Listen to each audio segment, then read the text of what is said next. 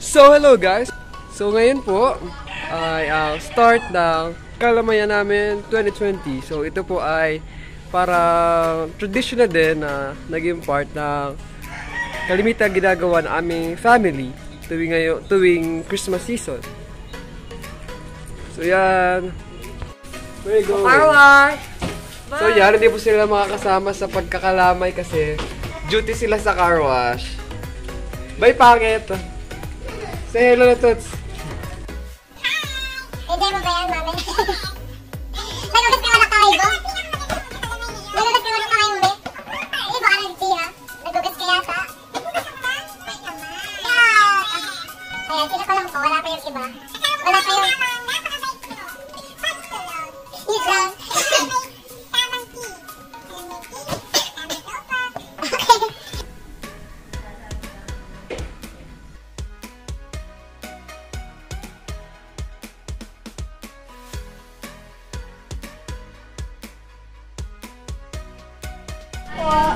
Siyempre, balagkit. Hindi! Parang sabi niya kanina dapat magsimula itong vlog. Saan dapat sinimulan? Sa paghuhugas, pagbili po ng malagkit at paghuhugas ng malagkit. Pagkahugas ng malagkit, inyo pong ibababad. Ala, nakalimutan ko nga. Pagkatapos pong ibabad, magdamag. Saka po ipagigiling kinabukasan. Wow! Bago po yun, ayusin nyo po. Pipili po kayo ng magandang malagkit. Mamimili kayo ng tining-ting, senyorita, or sungsong. Pero, pinakamaganda po sa atin ay sungsong. Ano ba maging vlogger, mother? Hindi naman. Ha? Maging endorser? Pwede. Ayaw mo? Pwede. Need cash. Kailangan daw po yan ng cash, kaya daw po siya, no? Kaya daw po niya gusto mag-vlog.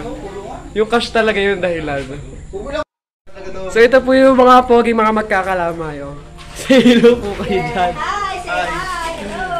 Ala, di makita, wait lang. Against the light. Ito tayo. Yan.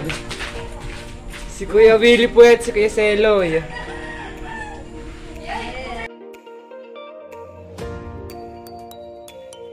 Si Bea kung bakit nga ba nagkakalamay. Bakit nga ba nagkakalamay, Bea? Sa tingin mo, bakit? Ewan ko. Sa akin tatanong mo, ewan ko sa'yo ba? Bakit ka tayo nagkakalamay? Mamaya, pag-iisipan ko pa. Bakit ba nagkakalamay sa tingin mo? Sa sarili mo opinion? O yun, para makain nga naman. Daw may makain. Oo, para pagka wala pagkano, di ka namin ang ating kakainin. Yun yung... So, bakit ba nagkakalamay, mami? Alam mo, tradisyon ito ng ating bansang Pilipinas. Tapos? At ito daw kalamay, sabi nila, para daw ang pamilya laging magsama-sama, Oh. wag dikit-dikit. Di ba malagkit dikit-dikit? Yeah. So, yun pala yung dahilan. Yes. Sige. Man, tanongin natin si Daddy kung bakit ba bakit Daddy nagkakalamay? Ano? Bakit nagkakalamay? O, di, para may makain sa Pasko yung kalamay, di, ibig sabihin matamis, di matamis yung pagsasama isang taon. Yun! Ano ibig sabihin ng malagkit? Dikit-dikit. Nakakapit. Yes! Big word! Share ko lang po sa inyo yung mga ginagamit sa pagkakalamay. Ito po yung ilang sa mga tawag dito. Basta yun, ginagamit ng pagkakalamay. Hindi ko alam ang tawag. Ayun, espada at sandok daw tawag dyan. Hugas na rin, hugas na. Hugasan pa po ulit. Alam niyo ba guys, yung isa sa mga reason kung bakit talaga napakasarap ng kalamay. Kasi po, kaya kinakamay talaga yan. Okay, malinis naman po yung kamay ko, guys. Huwag po kayo maniniwala din. Kaya masarap yung kalamay kasi kinakamay. Malinis naman, malinis. Hindi ako naniniwala. Hello.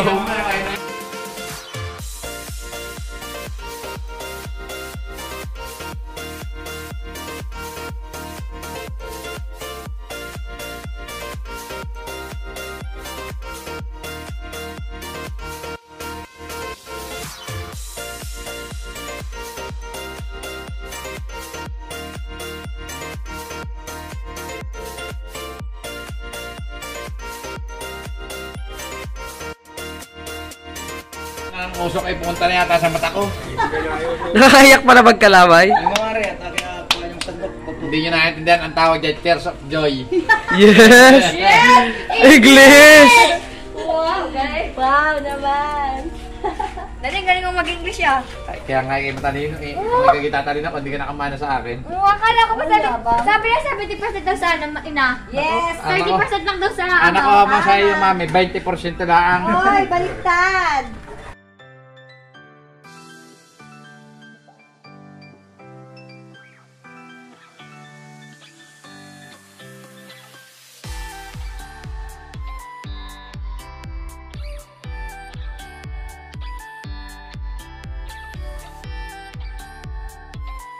Hello, Letty. Ay, kasi- Bakit po ba kailangan magka-tito po tayo? Yan. Sige po, interview po ito. Ay, good morning po. Ay, kasi po, ito po ay tradisyon na ng mga Pilipino na tuwing sasapit ang Pasko o kay bagong taon ay nagtitikoy at nagkakalamay. Salamat po. Yes, thank you po.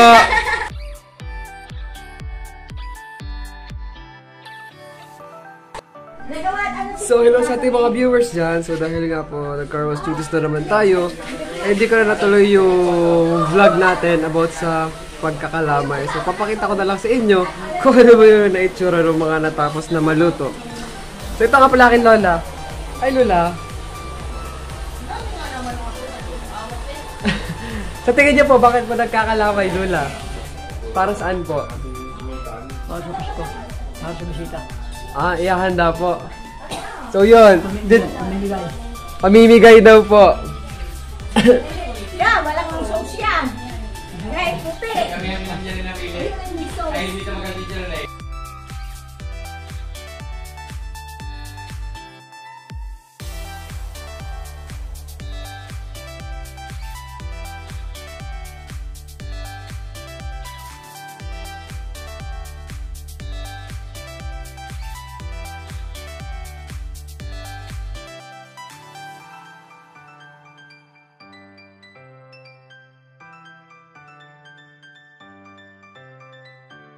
Hello, welcome back. So, ayun, tapos na yung ating kalamayan.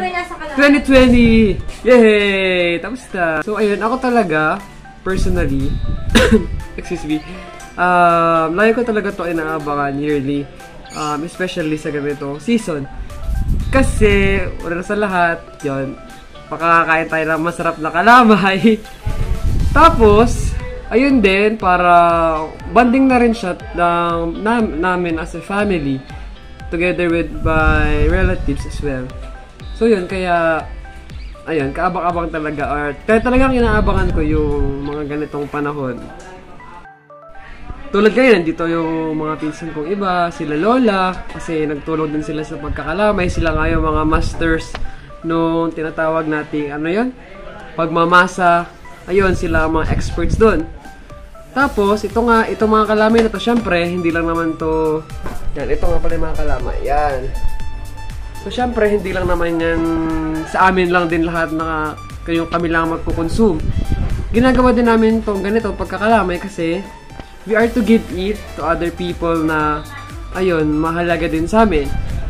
We will give this kalamay to them din, bilang, kung baga ay papasko na rin, tapos, ayun, so hindi lang nga din to kumbaga ay papasko dun sa mga kaibigan nila Mami at Daddy, binibigay din namin to for them kasi parang ano na rin, pasasalamat na rin dun sa mga taong yun, and as a symbol of appreciation din, kumbaga.